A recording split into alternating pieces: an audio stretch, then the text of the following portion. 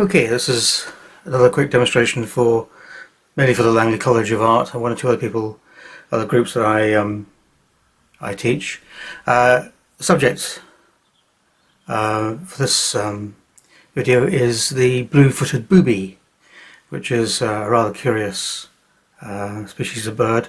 I've got two here, one almost face on, one to the side. Talk a little bit more about them later on. Having done the pencil drawing, the first thing I'm going to do, because if you look at the reference photograph, there's a fair amount of white on the birds. I'm working on white paper, so to give shape to the white areas of the birds, I'm going to put in a background, not as deep a tone as on the photograph, but just so that the white on the birds themselves show up. So the first thing I'm going to do is simply wet around with fresh water the shape of each bird.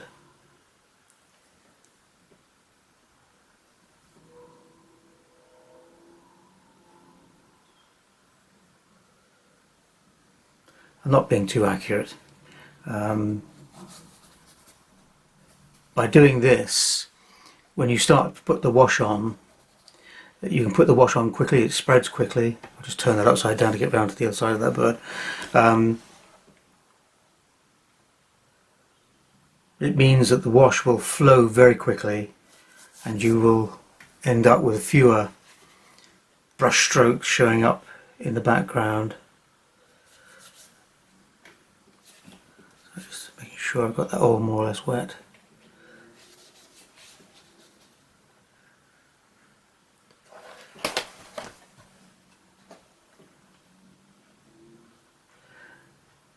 Okay, put in between there, and then I'm going to use a background which has colours similar to some of the stuff in the main part of the painting. So I'm going to use a cobalt teal blue mixed with a little bit of yellow ochre. If you haven't got cobalt teal blue, then something like cobalt blue would do fine. That's okay.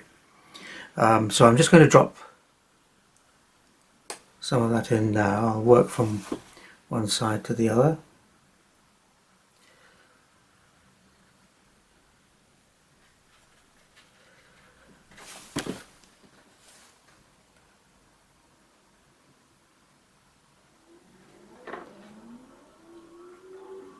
And you can see how the wash is easily flowing around the bird because I pre-wetted with fresh water. And you want to vary the wash. You don't need it to have be the same intensity all the way around. You want to vary it a little bit.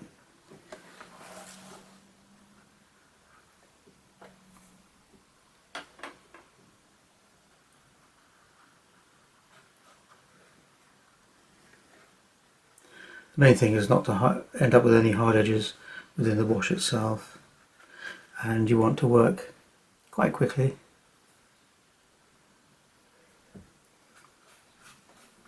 So I'm just being a little bit bluer over the side. There we go.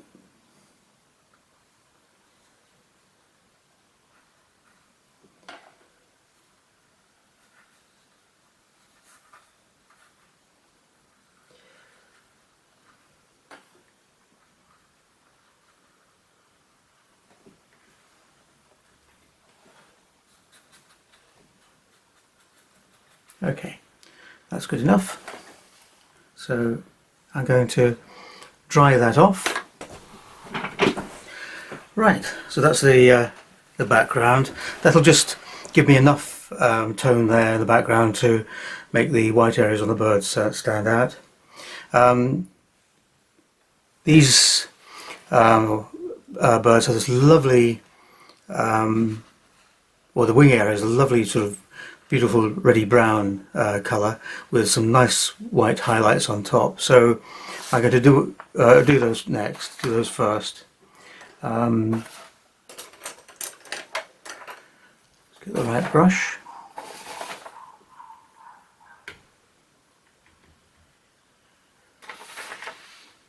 And for that I'm going to use a little bit of yellow ochre, a little bit of burnt umber, maybe just a little touch of burnt sienna as well. So I'm going to start off with this left-hand bird and start off with yellow ochre. Go over the whole of that wing area. Do the same here. Now you notice I've left some white there at the top. And I'm just going to drag that up because that's where the highlight is, so I want to leave that almost, not quite, but almost white. Okay, now I'm going to take my burnt umber.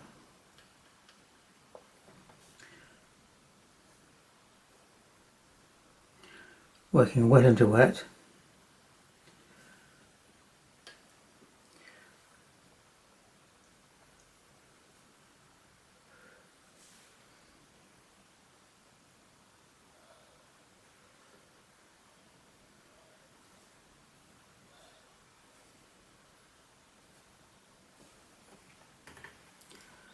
Just move that around a little bit. I want to end up with that nice white area highlighted there. So more burnt umber, stickier, and I'm going to add just a little touch of ultramarine blue to it as well, just to darken it up a little bit further. Again, work up from the bottom, there we go.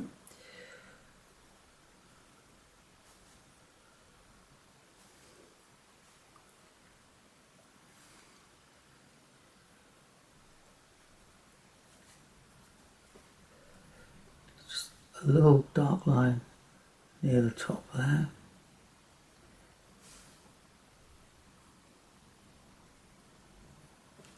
Okay.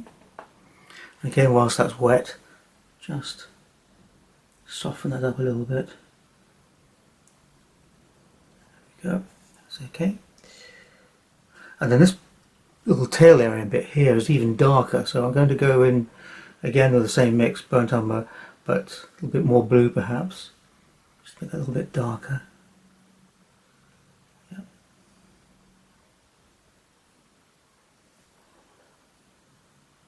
Good. Same the other side. And then we've got a little bit of dark on this tail feather.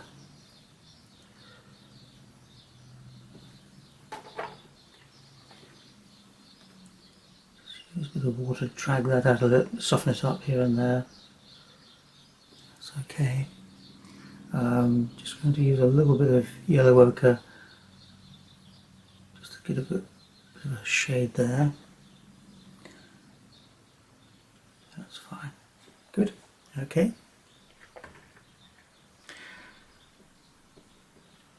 Now the main body, I could carry on and do the other bird, but I'll leave that for the moment. The main body is white around here, however there's shadow to it, so I'm going to use a bit of ultramarine blue, a little bit of alizarin crimson just to make it slightly purple, and just dash that around, give that slightly shaded area, leave some of the area white. The whole idea is to try and make the bird, the body of the bird anyway, to look as three-dimensional as you can. So there'll be light areas. It's like painting the barrel of a barrel or a bucket or whatever, just to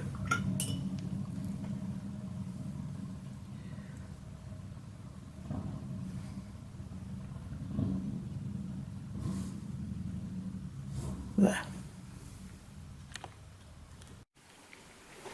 Okay, so that's the left-hand bird going quite well. You can see where I've got some of this sort of light purple shading down the front. So I'm going to do the same now with the right-hand bird. Now, in this particular picture, the left-hand bird is the male, which tries to attract the larger female by basically doing a little dance or raising its blue feet and strutting about, generally looking handsome in front of the female. I think this particular female is sort of doing its best not to take any notice at all. These are marine birds, exist mainly Eastern Pacific, tropics and so forth, Galapagos Islands, some places in South America. And I don't know the full technical names and so forth, or terms, put it that way. But unlike most birds, when they lay eggs, they sort of start to incubate them or whatever when the last egg has been laid. But these birds don't. They start the incubation, or they're sitting on the eggs or whatever, straight away when each one is laid, and there can be a bit of a time between each of them, which means that very often the offspring grow up at different rates, and so in the same nest or whatever, you'll end up with some of the chicks quite well on, quite large, and others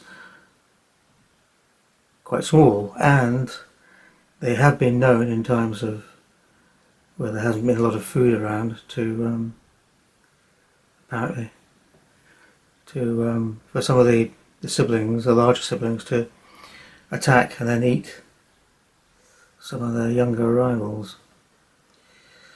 So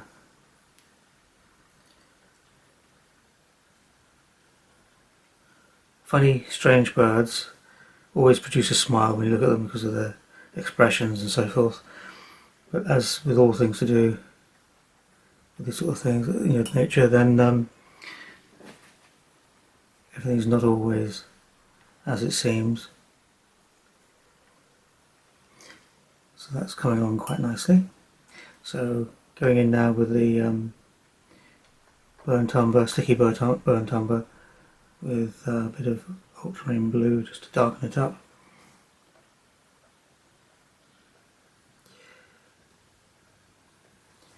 Working very much wet into wet, and I find with Winsor & Newton colours especially, these are the professional, Winsor & Newton professional, that they do granulate beautifully, and you get these lovely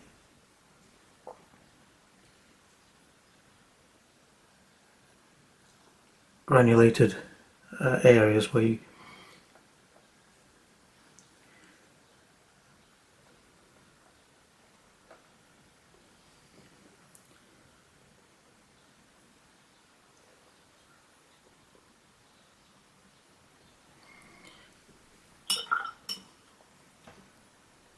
I'll come back and do a little bit more work on the tail feathers there a little later on, perhaps. Just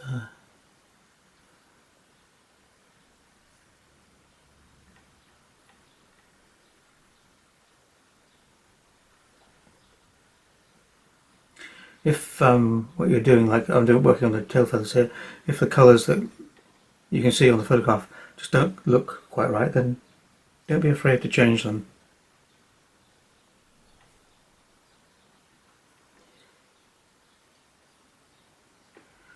At the end of the day, it's what looks right that's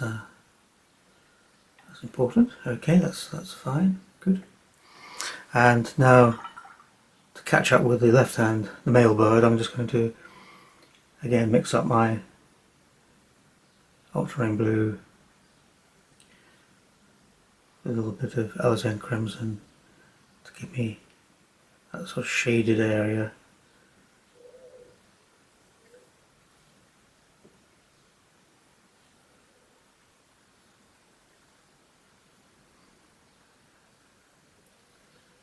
Slightly redder.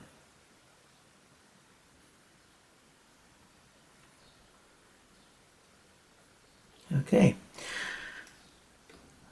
so again I'm going to dry that off.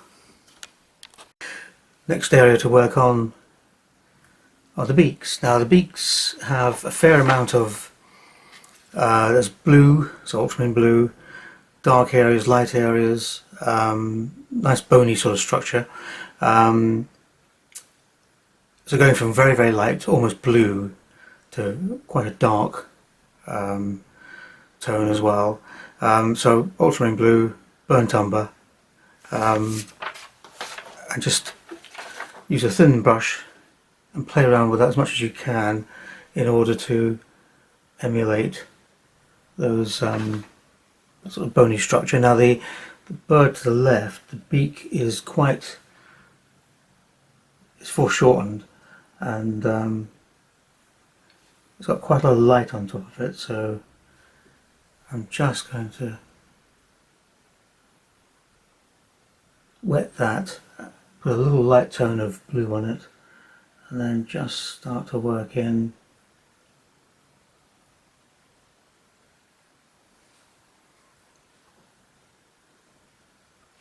darker areas there around where the eye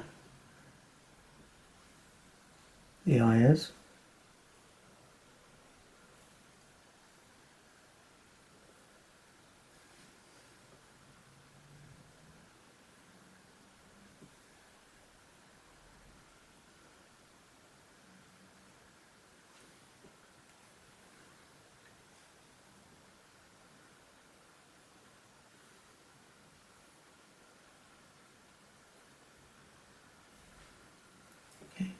Come back to that in a minute. Go over to the right hand bird. So very, very wet. Oops.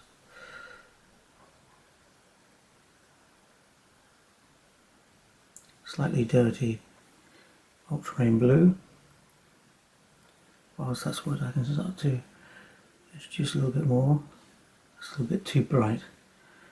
I can come back to that in a minute and dull that down with a bit of burnt umber.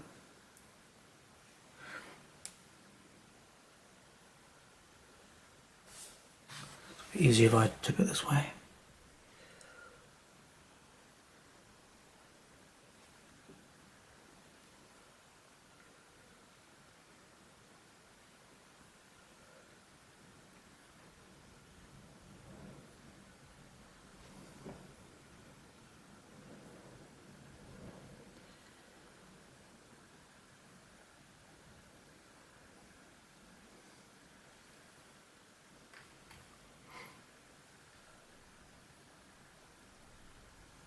So that needs some more dark into it now, so very, very sticky ultramarine blue and burnt umber.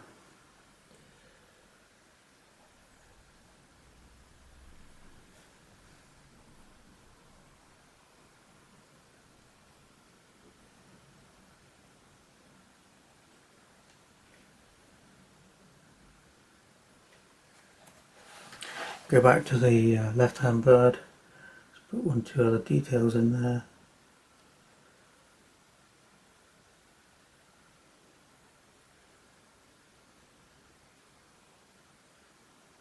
That's okay. I let those dry because I can remove some of the tone where I don't want it. With a thin brush and water.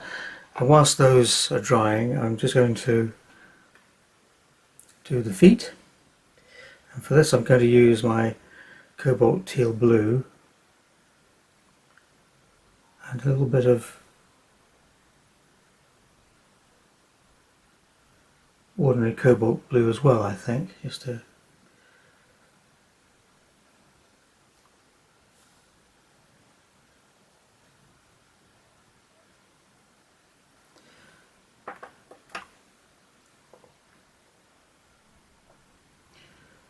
so it's sort of base coat on, and then just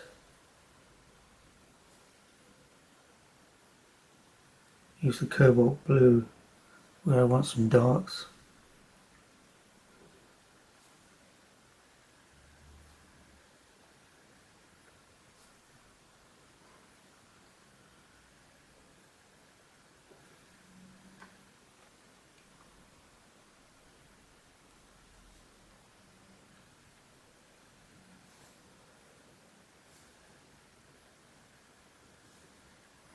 Now I'm going to make the ground yellow ochre anyway, so that'll go very nicely against these blue feet.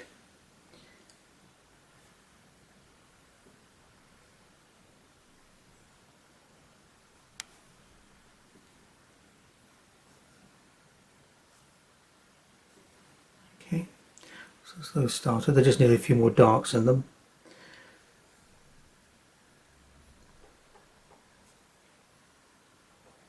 So this cobalt teal blue is not quite the right colour. The feet are actually very close to some sort of very light sky blue, but I'm not going to worry too much about that.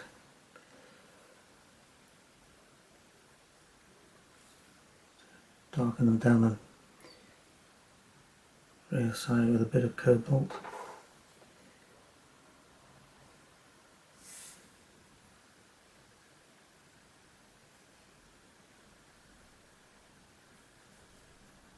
That's fine. Okay. Again, try that off.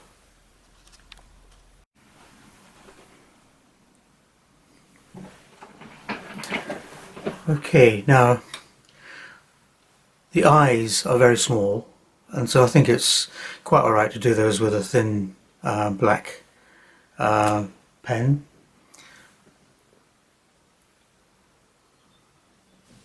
And also the little toe claw type areas as well. I think you can do those with paint if you like, but there's no reason why you shouldn't use a fine pen just to put those in.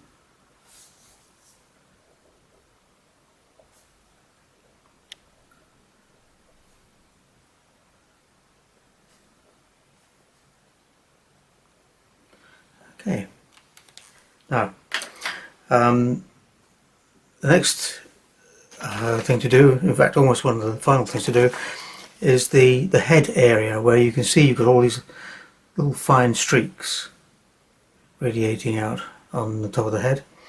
So you want to leave plenty of white, and the colour for that of course is going to be burnt umber plus with a ultramarine blue, fine brush, and just as far as you can copy the picture, the photograph. So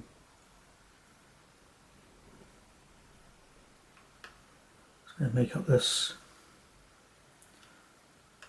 dark wash of burnt umber, a little bit of ultramarine blue, and again vary the tone, so add more blue here and there. That's fine. Okay, now just going to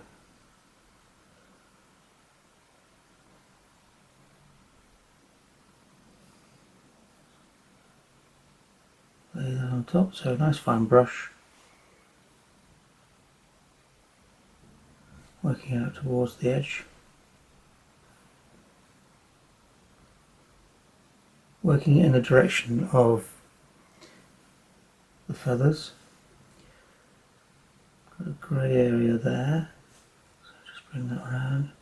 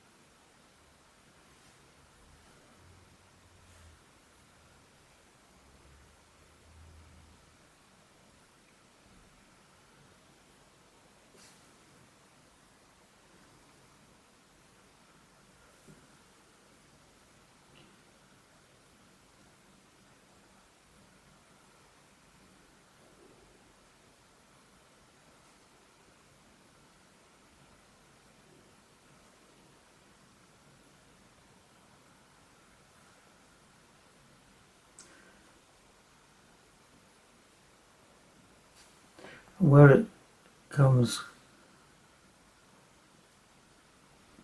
lower down towards the breast, they tend to be a little bit bluer and a little bit weaker. So a little bit more ultramarine blue into that mix, and just okay.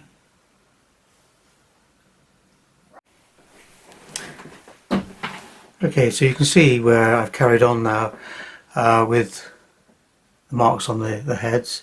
I've softened them slightly. When I first put them on, they were a little bit stark, so I just simply used a large brush with fresh water, laid that on, and then just patted it with a tissue just to soften some of those areas. And really now the final thing to do is the ground and the shadows underneath the birds. So to do the ground, I'm just going to wet that to start off with.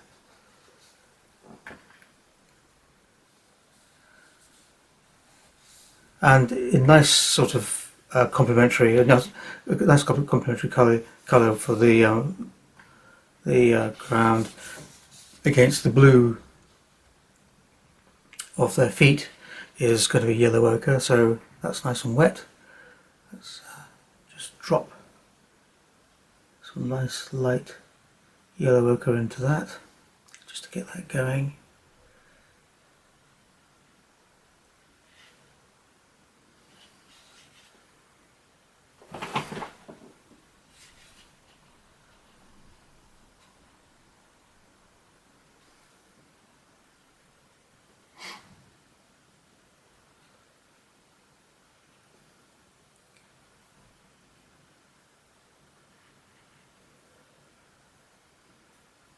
So whatever I do here has got to complement the main subject of the painting, i.e. the birds. In the original photograph this was sort of very volcanic grey-black, and if you follow the pictures like that to the letter and put that sort of volcanic grey, it'll dull the whole painting down, and so artistically you need to perhaps make a change. Put your artistic cap on and not just do what's in the photograph. So there's a base of yellow ochre. Now I'm just getting a bit of texture with some burnt umber. So both of these colours, yellow ochre and burnt umber, especially the burnt umber, are quite nice and warm, whereas if you sort of put in volcanic grey colours and so forth, they're cold and not very welcoming. So good idea to change those. I will, whilst that's wet, just drop in a mixture of burnt umber and a little bit of ultramarine blue, perhaps just here and there, to give a little bit more texture.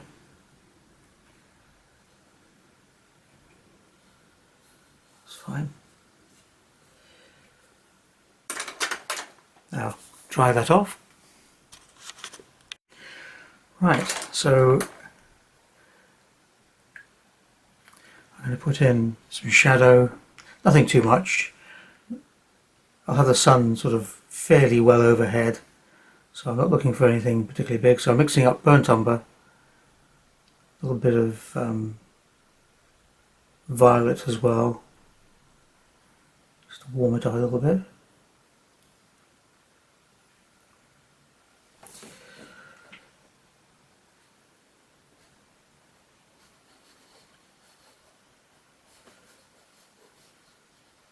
So I'm having the light mainly coming from the left hand side.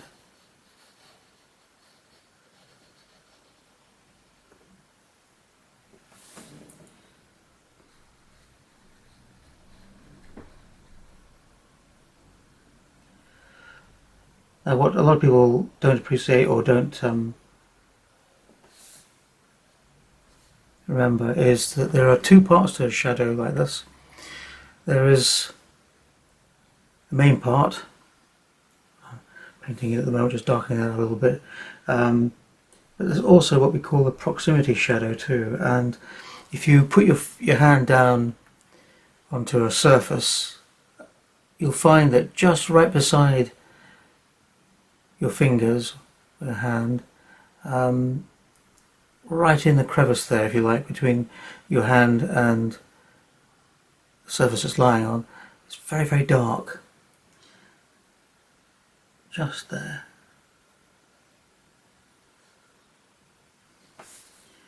And that's what I call the proximity shadow. So it's not very big, it's just there, it's just right in that corner. And it's obviously tight in against the object, but it's soft as it comes out, so just move it just a little touch.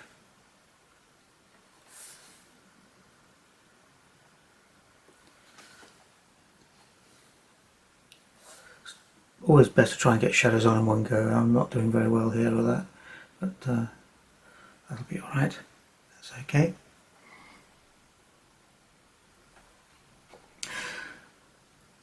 So again, just dry that off.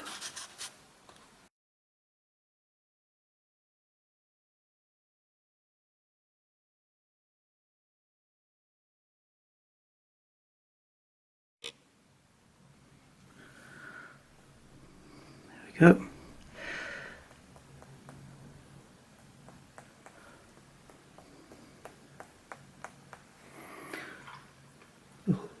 And to the white I'm going to add a little bit of the cobalt teal blue.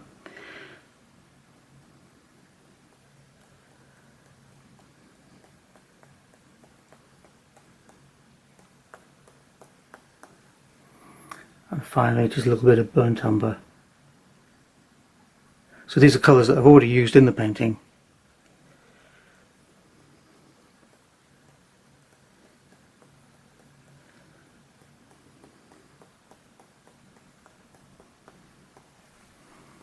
There, that's fine. And that's the painting complete.